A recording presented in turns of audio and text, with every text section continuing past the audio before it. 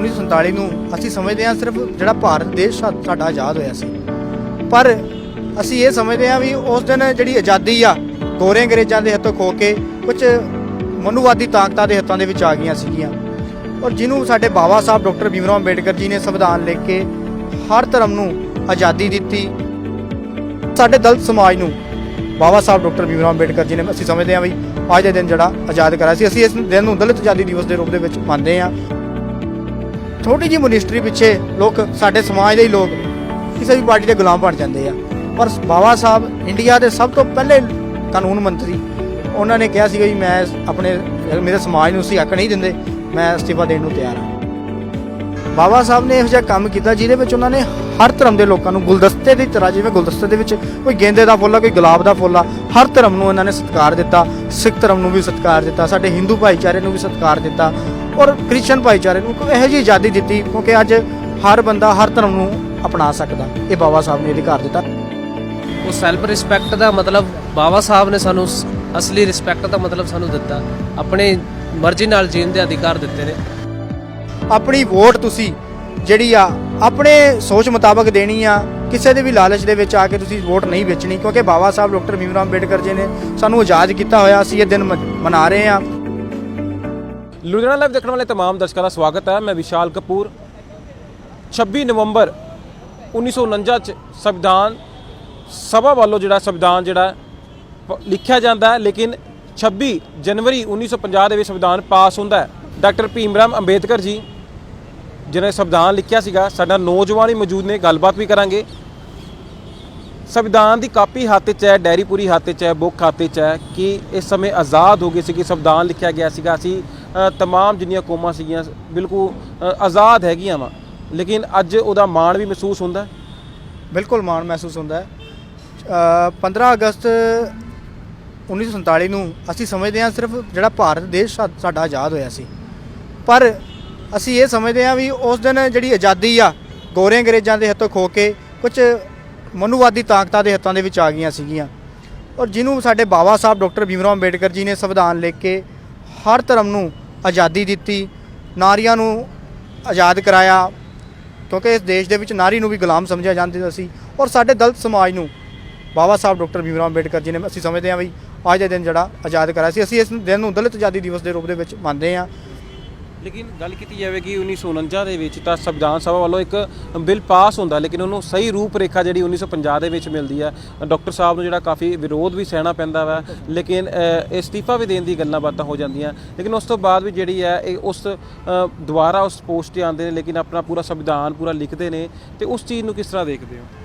ਦੇਖੋ, ਬਾਬਾ ਸਾਹਿਬ ਨੇ ਕਦੇ ਵੀ ਆਪਣੇ ਲੋਕਾਂ ਦੇ ਹੱਕਾਂ ਦੇ ਲਈ, ਉਹਨਾਂ ਦੇ ਦਰਦਾਂ ਦੇ ਲਈ ਕਦੇ ਵੀ ਸਮਝੌਤਾ ਨਹੀਂ ਕੀਤਾ। ਜਿਵੇਂ ਤੁਸੀਂ ਦੇਖ ਸਕਦੇ ਹੋ ਅੱਜ ਦੀ ਡੇਟ ਦੇ ਵਿੱਚ ਇੱਕ ਛੋਟੀ ਜਿਹੀ ਮਿਨਿਸਟਰੀ ਪਿੱਛੇ ਲੋਕ ਸਾਡੇ ਸਮਾਜ ਦੇ ਹੀ ਲੋਕ ਕਿਸੇ ਵੀ ਪਾਰਟੀ ਦੇ ਗੁਲਾਮ ਬਣ ਜਾਂਦੇ ਆ, ਪਰ ਬਾਬਾ ਸਾਹਿਬ ਇੰਡੀਆ ਦੇ ਸਭ ਤੋਂ ਪਹਿਲੇ ਕਾਨੂੰਨ ਮੰਤਰੀ, ਉਹਨਾਂ ਨੇ ਕਿਹਾ ਸੀਗਾ ਜੀ ਮੈਂ ਮੇਰੇ ਸਮਾਜ ਨੂੰ ਅਸੀਂ ਹੱਕ ਨਹੀਂ ਦਿੰਦੇ, ਮੈਂ ਅਸਤੀਫਾ ਦੇਣ ਨੂੰ ਤਿਆਰ ਹਾਂ। ਅਸਤੀਫਾ ਦੇ ਦਿੰਦੇ ਨੇ, ਉਸ ਤੋਂ ਬਾਅਦ ਫਿਰ ਇਹਨਾਂ ਨੂੰ ਮਨਾਇਆ ਵੀ ਜਾਂਦਾ ਵਾ, ਮਨਾਇਆ ਜਾਂਦਾ। ਉਸ ਤੋਂ ਬਾਅਦ ਫਿਰ ਉਹ ਬਿੱਲ ਜਿਹੜੇ ਨੇ ਪਾਸ ਹੁੰਦੇ ਨੇ, ਕਿਉਂਕਿ ਇਸ ਦੇਸ਼ ਦੇ ਲੋਕਾਂ ਨੂੰ ਪਤਾ ਸੀਗਾ ਬਈ ਬਾਬਾ ਸਾਹਿਬ ਹੀ ਇਹ ਜਿਹਾ ਹੀਰਾ ਵਾ, ਇਹ ਜਿਹੀ ਧਰੋਹਰ ਆ ਆਪਣੇ ਕੋਲ ਜਿਹੜੀ ਇਸ ਦੇਸ਼ ਨੂੰ ਸੰਵਿਧਾਨ ਦੇ ਸਕਦੀ ਆ, ਇਹੋ ਜਿਹਾ ਸੰਵਿਧਾਨ ਦੇ ਸਕਦੀ ਆ ਜਿਹੜਾ ਭਾਰਤ ਦੇ ਸਾਰੇ ਸੰਵਿਧਾਨਾਂ ਨਾਲੋਂ ਵੱਡਾ ਸੰਵਿਧਾਨ ਤੇ ਵਧੀਆ ਸੰਵਿਧਾਨ ਸੀਗਾ। ਲੇਕਿਨ ਗੱਲ ਕੀਤੀ ਜਾਊਗੀ ਤੇ ਤੁਹਾਡੇ ਆਪਣੇ ਭਾਈਚਾਰੇ ਦੇ ਵਿੱਚ ਤੁਸੀਂ ਨੌਜਵਾਨ ਹੋ, ਨੌਜਵਾਨਾਂ ਜਿਹੜੇ ਇਕੱਠਾ ਹੈ ਪੂਰਾ ਦਾ ਪੂਰਾ ਤਰ੍ਹਾਂ, ਲੇਕਿਨ ਕਈ ਵਾਰ ਤੁਹਾਡੇ ਰਾਜਨੀਤਿਕ ਜਿੱਦਾਂ ਤੁਸੀਂ ਗੱਲ ਕੀਤੀ, ਆਪ ਹੀ ਗੱਲ ਕੀਤੀ, ਵਿਕ ਜਾਂਦੇ ਨੇ, ਲੇਕਿਨ ਉਹ ਨੇਤਾ ਜਿਹੜੇ ਬੰਦੇ ਨੇ ਉਹ ਤੁਹਾਡੇ ਨਾਲ ਮੋਢਾ ਜੋੜ ਕੇ ਕਿਉਂ ਨਹੀਂ ਖੜੇ ਹੁੰਦੇ? ਤੁਹਾਨੂੰ ਅੱਗੇ ਵਧਾਉਣ ਦੀ ਕੋਸ਼ਿਸ਼ ਕਿਉਂ ਨਹੀਂ ਕਰਦੇ? ਕਿ ਡਾਕਟਰ ਸਾਹਿਬ ਨੇ ਜਿਹੜੇ ਸੰਵਿਧਾਨ ਲਿਖ ਦਿੱਤੇ ਨੇ, ਲੇਕਿਨ ਉਹਨਾਂ ਦੇ ਉੱਤੇ ਉਹ ਪੂਰੀ ਸੋਚ ਨਾਲ ਪੈਰਾ ਨਹੀਂ ਦਿੰਦੇ? ਦੇਖੋ ਕਪੂਰ ਸਾਹਿਬ, ਤੁਸੀਂ ਬਹੁਤ ਵਧੀਆ ਸਵਾਲ ਕੀਤਾ। ਜਿਹੜੇ ਸਾਡੇ ਸਮਾਜ ਦੇ ਆਗੂ ਨੇ, ਉਹ ਇੱਕ ਜਿਹੜੇ ਸਿਆਸਤ ਹੁੰਦੀ ਆ, ਉਹ ਕੋਈ ਵੀ ਧਰਮ ਹੋਵੇ ਉਹਨੂੰ ਬੜੇ ਤਰੀਕੇ ਨਾਲ ਗੁਲਾਮ ਬਣਾ ਲੈਂਦੀ ਆ। ਮੈਂ ਸਮਝਦਾ ਸਾਡੇ ਲੋਕਾਂ ਨੂੰ, ਸਾਡੇ ਲੀਡਰਾਂ ਨੂੰ ਗੁਲਾਮ ਬਣਾਇਆ ਗਿਆ ਵਾ, ਪਰ ਚੰਦਨ ਚਨਾਲੀਆ ਪੂਰੇ ਸ਼ਹਿਰ ਨੂੰ ਪਤਾ ਵਾ ਵੀ ਸਮਾਜ ਦਾ ਔਰ ਪੂਰੇ ਵਾਲਮੀਕੀ ਸਮਾਜ ਦਾ ਦਲਿਤ ਗੁਲਾਮੀ ਤੋਂ ਵੀ ਤਾਂ ਬਚਾਉਣ ਵਾਸਤੇ ਕੀਤਾ ਸੀਗਾ ਸਾਰਾ ਕੁਝ, ਲੇਕਿਨ ਅੱਜ ਉਹ ਦੁਬਾਰਾ ਗੁਲਾਮੀ ਵੱਲ ਜਾ ਰਹੇ ਨੇ। ਮੈਂ ਉਹੀ ਦੱਸ ਰਿਹਾ, ਬਿਲਕੁਲ ਮੈਂ ਤੁਹਾਨੂੰ ਦੱਸ ਰਿਹਾ ਵੀ ਚੰਦਨ ਚਨਾਲੀਆ, ਮੈਂ ਆਪਣੀ ਗੱਲ ਕਰ ਰਿਹਾ ਵੀ ਪੂਰੇ ਸ਼ਹਿਰ ਦੇ ਵਿੱਚ ਸਾਰਿਆਂ ਨੂੰ ਪਤਾ ਵਾ ਵੀ ਅਸੀਂ ਕਿਸੇ ਰਾਜਨੀਤਿਕ ਪਾਰਟੀ ਦੇ ਨਾਲ ਨਹੀਂ ਹੈਗੇ। ਅਸੀਂ ਇੱਕ ਮੁਹਿੰਮ ਚਲਾਈ ਹੋਈ ਆ ਸਮੂਹ ਵਾਲਮੀਕੀ ਸਮਾਜ ਨੌਜਵਾਨ ਸਭਾ ਵੱਲੋਂ ਵੀ ਸਾਰੇ ਸਾਡਾ ਸਮਾਜ ਜਿਹੜਾ ਵਾ ਭਾਵੇਂ ਕਿਸੇ ਪਾਰਟੀ 'ਚ ਆ ਸਾਰੇ ਸੰਗਠਨ ਇਕਜੁੱਟ ਹੋ ਕੇ, ਕਿਉਂਕਿ ਜਿੰਨੇ ਐਟਰੋਸਿਟੀ ਪੂਰੇ ਭਾਰਤ ਦੇ ਵਿੱਚ ਸਾਡੇ ਤੋਂ ਹੁੰਦੀਆਂ ਨਹੀਂ, ਕਿਸੇ ਤੋਂ ਨਹੀਂ ਹੁੰਦੀਆਂ। ਸੋ ਅਸੀਂ ਇੱਕ ਇਹੀ ਸੱਦਾ ਦਿੱਤਾ ਵਾ ਤੇ ਜਿੰਨੇ ਵੀ ਲੀਡਰ ਸਾਡੇ ਤੁਸੀਂ ਦੱਸਿਆ ਵੀ ਗੁਲਾਮ ਨੇ, ਕਿਸੇ ਰਾਜਨੀਤਿਕ ਪਾਰਟੀ ਸਮਝੌਤਾ ਕਰ ਲੈਂਦੇ ਨੇ, ਅਸੀਂ ਇਸ ਚੀਜ਼ ਨੂੰ, ਇਸ ਪ੍ਰਥਾ ਨੂੰ ਤੋੜਨ ਲਈ ਅਸੀਂ ਇਕਜੁੱਟ ਹੋਏ ਹਾਂ ਤੇ ਬਾਬਾ ਸਾਹਿਬ ਨੂੰ ਸ਼ੁਕਰੀਆ ਅਦਾ ਕਰਨ ਆਏ ਹਾਂ। ਜਿੰਨੇ ਸਾਥੀ ਤੁਸੀਂ ਦੇਖ ਰਹੇ ਹੋ ਨਾਲ ਖੜੇ ਹੋਏ, ਇਸ ਗੱਲ ਦਾ ਪ੍ਰਮਾਣ ਨੇ ਕਿ ਅਸੀਂ ਸਾਰੇ ਇੱਕ ਹਾਂ। ਲੇਕਿਨ ਬਾਬਾ ਸਾਹਿਬ ਤੇਰੀ ਸੋਚ ਤੇ ਪਹਿਰਾ ਦੇਾਂਗੇ ਠੋਕ ਕੇ, ਇਹ ਬਹੁਤ ਵੱਡਾ ਸਲੋਗਨ ਹੁੰਦਾ ਵਾ, ਲੇਕਿਨ ਬਾਬਾ ਸਾਹਿਬ ਦੀ ਸੋਚ ਦੇ ਉੱਤੇ ਪਹਿਰਾ ਜ਼ਰੂਰ ਦੇਣਾ ਪਏਗਾ, ਕਿਉਂਕਿ ਮੈਂ ਇਹਨਾਂ ਨੂੰ ਖੁਦ ਆਪਾਂ ਆਈਡਲ ਮੰਨਦਾ ਵਾਂ, ਕਿਉਂਕਿ ਇਹਨਾਂ ਦੇ ਕਰਕੇ ਹੀ ਜਿਹੜਾ ਅੱਜ ਆਜ਼ਾਦ ਮੁਲਕ ਦੇ ਵਿੱਚ ਆਜ਼ਾਦ ਘੁੰਮ ਰਹੇ ਹਾਂ ਅਸੀਂ। ਕਿਉਂਕਿ ਇਹ ਬਿਲਕੁਲ ਤੁਸੀਂ ਗੱਲ ਕਹੀ ਆ, ਬਾਬਾ ਸਾਹਿਬ ਨੇ ਇਹੋ ਜਿਹਾ ਕੰਮ ਕੀਤਾ ਜਿਹਦੇ ਵਿੱਚ ਉਹਨਾਂ ਨੇ ਹਰ ਧਰਮ ਦੇ ਲੋਕਾਂ ਨੂੰ ਗੁਲਦਸਤੇ ਦੀ ਤਰ੍ਹਾਂ, ਜਿਵੇਂ ਗੁਲਦਸਤੇ ਦੇ ਵਿੱਚ ਕੋਈ ਗੇਂਦੇ ਦਾ ਫੁੱਲ ਆ, ਕੋਈ ਗੁਲਾਬ ਦਾ ਫੁੱਲ ਆ, ਹਰ ਧਰਮ ਨੂੰ ਇਹਨਾਂ ਨੇ ਸਤਿਕਾਰ ਦਿੱਤਾ। ਸਿੱਖ ਧਰਮ ਨੂੰ ਵੀ ਸਤਿਕਾਰ ਦਿੱਤਾ, ਸਾਡੇ ਹਿੰਦੂ ਭਾਈਚਾਰੇ ਨੂੰ ਵੀ ਸਤਿਕਾਰ ਦਿੱਤਾ ਔਰ ਕ੍ਰਿਸਚਨ ਭਾਈਚਾਰੇ ਨੂੰ ਇਹੋ ਜਿਹੀ ਆਜ਼ਾਦੀ ਦਿੱਤੀ, ਕਿਉਂਕਿ ਅੱਜ ਹਰ ਬੰਦਾ ਹਰ ਧਰਮ ਨੂੰ ਅਪਣਾ ਸਕਦਾ। ਇਹ ਬਾਬਾ ਸਾਹਿਬ ਨੇ ਅਧਿਕਾਰ ਦਿੱਤਾ। ਬਾਬਾ ਸਾਹਿਬ ਇਹ ਵੀ ਸੋਚ ਸਕਦੇ ਸੀ ਵੀ ਸਾਡੇ ਧਰਮ ਦੇ ਲੋਕ ਸਾਡੇ ਧਰਮ 'ਚ ਹੀ ਰਹਿਣ। ਉਹਨਾਂ ਨੇ ਇੱਕ ਮਤਲਬ ਇੰਡੀਪੈਂਡੈਂਟ ਕੀਤਾ ਬੰਦੇ ਨੂੰ, ਉਹ ਆਪਣੀ ਸੋਚ ਮੁਤਾਬਕ ਹਰ ਚੀਜ਼ ਕਰ ਸਕਦਾ। ਨਹਿਰੂ ਸਾਹਿਬ ਨੇ ਕਿਉਂ ਮਨਾਇਆ ਬਾਲਾ ਸਾਹਿਬ ਮਾਫ ਕਰਿਓ ਡਾਕਟਰ ਸਾਹਿਬ ਨੂੰ? ਦੇਖੋ, ਨਹਿਰੂ ਸਾਹਿਬ ਪੂਰੀ ਕੈਬਨਿਟ ਨੂੰ ਇਹ ਪਤਾ ਸੀਗਾ ਵੀ ਬਾਬਾ ਸਾਹਿਬ ਹੀ ਇਹੋ ਜਿਹੀ ਧਰੋਹਰ ਆ, ਇਹੋ ਜਿਹਾ ਹੀਰਾ ਵਾ ਜਿਹੜੀ ਇਸ ਦੇਸ਼ ਦੇ ਵਿੱਚ ਜਿਹੜਾ ਇੱਕ ਇਹ ਦੇ 'ਤੇ ਕਲੰਕ ਲੱਗਿਆ ਸੀ, ਇਸਤਰੀਆਂ ਦੇ ਇਸਤਰੀਆਂ ਨੂੰ ਪੈਰ ਦੀ ਜੁੱਤੀ ਸਮਝੇ ਜਾਣ ਤੋਂ ਲੈ ਕੇ ਦਲਿਤਾਂ ਦੇ ਮਤਲਬ ਨੀਵਾਂ ਸਮਝਿਆ ਜਾਣ ਤੋਂ ਤੱਕ, ਕਿਉਂਕਿ ਬਾਬਾ ਸਾਹਿਬ ਨੇ ਇਸ ਵਿਤਕਰੇ ਨੂੰ ਆਪ ਮਹਿਸੂਸ ਕੀਤਾ। ਊਚ ਨੀਚ ਦੀ ਜਾਤ ਨੂੰ ਖਤਮ ਕੀਤਾ ਇਹਨਾਂ ਨੇ। ਬਿਲਕੁਲ ਕੀਤਾ ਜੀ। ਲੇਕਿਨ ਨੌਜਵਾਨ ਵੀ ਮੌਜੂਦ ਹੈ, ਆਈਡਲ ਮੰਨਦੇ ਹੋ ਡਾਕਟਰ ਸਾਹਿਬ ਨੂੰ, ਅੰਬੇਦਕਰ ਜੀ ਨੂੰ? ਜੀ ਬਿਲਕੁਲ। ਕੀ ਸਿਖਾਇਆ ਤੁਹਾਨੂੰ ਉਹਨਾਂ ਨੇ? ਇਹ ਸਿਖਾਇਆ ਆਪਾਂ ਨੂੰ ਕਿ ਜੋ ਅੱਜ ਇਸ ਪਾਵਨ ਦਿਨ ਨੂੰ ਜੋ ਮਨਾ ਰਹੇ ਆ, ਉਹ ਕਿੱਦਾਂ ਮਨਾਉਣਾ, ਆਪਣੀ ਮਰਜ਼ੀ ਨਾਲ ਕਿੱਦਾਂ ਆਪਣਾ ਹਜ਼ੂਰੀ ਨਾਲ ਜੀਣਾ ਆਪਣੇ ਆਪ ਨੂੰ।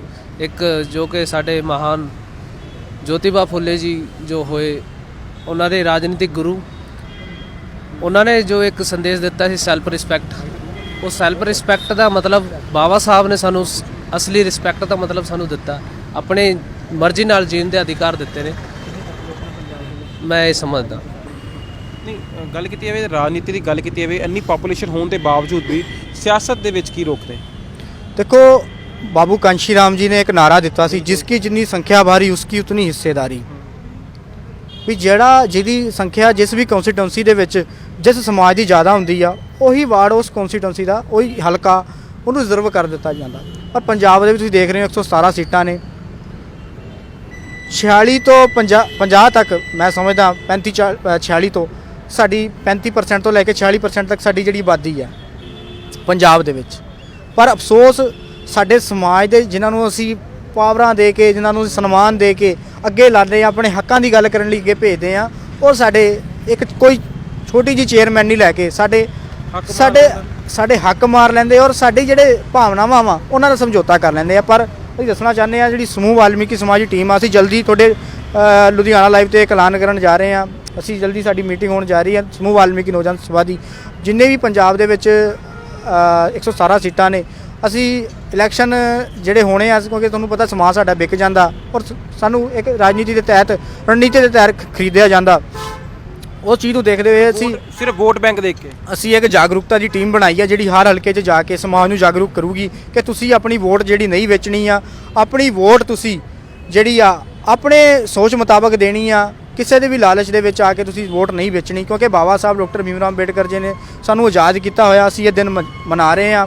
ਜਿੱਦਾਂ ਗੁਰੂ ਰਵਿਦਾਸ ਜੀ ਨੇ ਕਿਹਾ ਕਿ ਐਸਾ ਚਾਹੂੰ ਰਾਜ ਮੈਂ ਜਹਾਂ ਮਿਲੇ ਸਮਨ ਕੋ ਅੰਨ, ਛੋਟ ਬੜੇ ਸਭ ਸਮ ਬਸੇ ਰਵਿਦਾਸ ਰਹੇ ਪ੍ਰਸੰਨ। ਤਾਂ ਇਸ ਗੱਲ ਨੂੰ ਬਾਬਾ ਸਾਹਿਬ ਡਾਕਟਰ ਭੀਮ ਰਾਓ ਅੰਬੇਡਕਰ ਜੀ ਨੇ 26 ਜਨਵਰੀ 1950 ਨੂੰ ਸੰਪੂਰਨ ਕੀਤਾ ਤੇ ਅਸੀਂ ਇਸ ਲੋਕਾਂ ਨੂੰ ਦੱਸਾਂਗੇ ਵੀ ਤੁਸੀਂ ਉਸ ਗੱਲ ਨੂੰ, ਵੀ ਬਾਬਾ ਸਾਹਿਬ ਨੇ ਆਪਣੇ 4 ਪੁੱਤਰ ਕੁਰਬਾਨ ਕੀਤੇ, ਉਸ ਗੱਲ ਨੂੰ ਤੁਸੀਂ ਬਰਕਰਾਰ ਰੱਖੋ। ਤੁਸੀਂ ਵਿਕਣਾ ਨਹੀਂ ਆ, ਤੁਸੀਂ ਆਪਣੀ ਵੋਟ ਦੀ ਜਿਹੜੀ ਵੈਲਿਊ ਸਮਝਣੀ ਹੈ। ਮਤਲਬ ਇਹ ਸਾਰੇ ਨੌਜਵਾਨ ਉਹ ਜੋ ਖਾਸੇ ਲੀਡਰ ਜੋ ਜਿੱਦੇ ਕਹਿੰਦੇ ਮਤਲਬ ਤੁਹਾਡੇ ਕਹਿੰਦੇ ਵਿਕਦੇ ਨੇ, ਹੁਣ ਉਹਨਾਂ ਦੇ ਉੱਤੇ ਸਿਰਫ ਨਿਗਾਹ ਰਹੂਗੀ। ਬਿਲਕੁਲ ਉਹਨਾਂ ਦੇ ਉੱਤੇ ਨਿਗਾਹ ਰਹੂਗੀ। ਜੇ ਸਾਨੂੰ ਲੱਗਦਾ ਵੀ ਜਿਹੜਾ ਸਾਡਾ ਹੀ ਲੀਡਰ ਸਾਨੂੰ ਵਿਕਵਾ ਰਿਹਾ ਜਾਂ ਇਹੋ ਜਿਹੀ ਹਰਕਤ ਕਰ ਰਿਹਾ, ਅਸੀਂ ਉਹਦੀ ਜਲਦੀ ਸਟ੍ਰਿੰਗ ਕਰਾਂਗੇ। ਔਰ ਤੁਹਾਡੇ ਮੀਡੀਆ ਚੈਨਲ ਜਿਹੜਾ ਚੌਥਾ ਸਤੰਭ ਆ, ਉਹ ਸਾਡੇ ਨਾਲ ਆ।